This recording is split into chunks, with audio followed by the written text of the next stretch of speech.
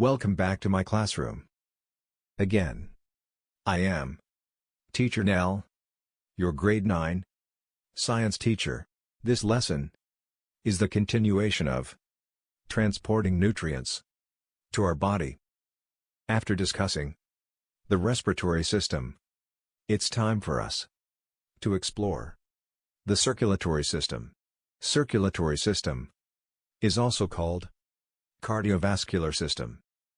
It delivers oxygen and nutrients to the cells and take away wastes. Now, let us proceed to the three major parts of circulatory system.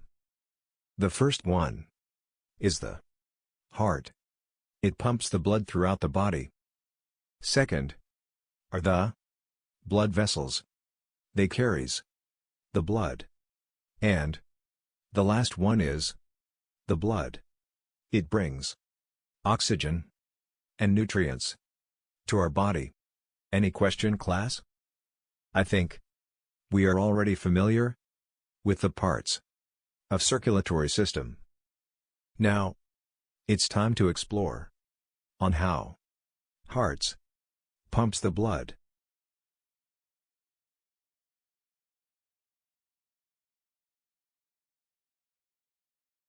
Okay.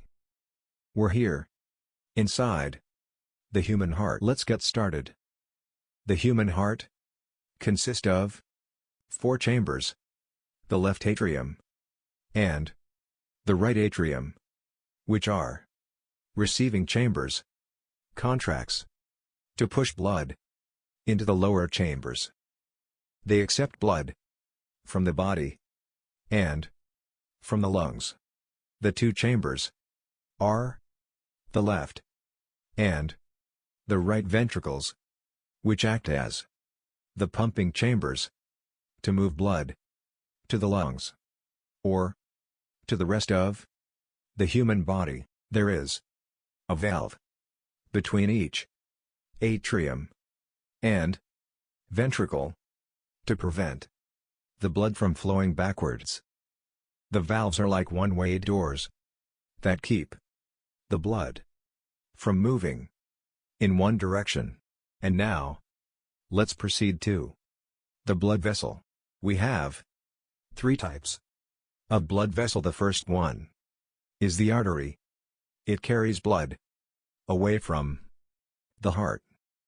The next one is the vein. It carries blood towards the heart. The last one is the capillaries. These are the smallest blood vessel. It connect the smallest vein to the smallest artery. This is the actual site where gas and nutrients exchange happen.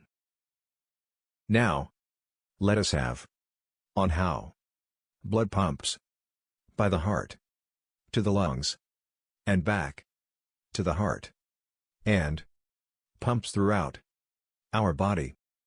First, the deoxygenated blood enters to the superior vena cava and inferior vena cava and will receive by right atrium, pass through tricuspid valve and pump by right ventricle, pass through the pulmonary valve and will exit to pulmonary artery, going to the lungs to get oxygen. After the deoxygenated blood reach the lungs, it will get oxygen and become oxygenated blood. The oxygenated blood will be back to the heart and will enter to pulmonary vein.